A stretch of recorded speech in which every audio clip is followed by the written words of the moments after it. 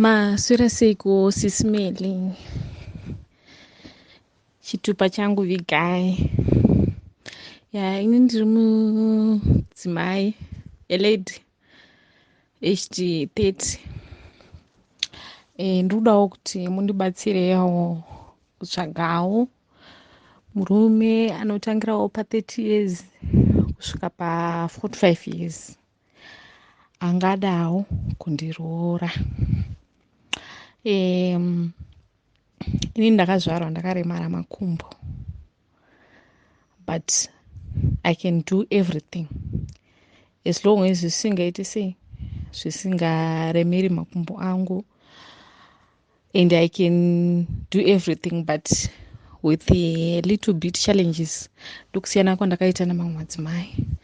So ndo nyaya yangu iri yandinayo.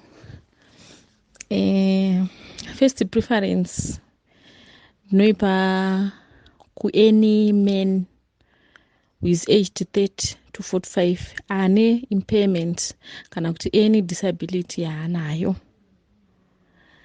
Then kana ndashayiwa that group of men, ndozongoda chero murumewo from 30 to 45, chero akamboroora, chero asina, chero ane vana vake kana asina, asi iye achikwanisa kuita sei, kutambira disability yangu nokundinzwisisa nezvandiri. I am currently working as a teacher muno muZimbabwe. Saka ndokumbirawo mungondipostirawo, then vanenge vari interested muzovapa nhamba dzangu nemafotos andichakutumirai angu. Thank you.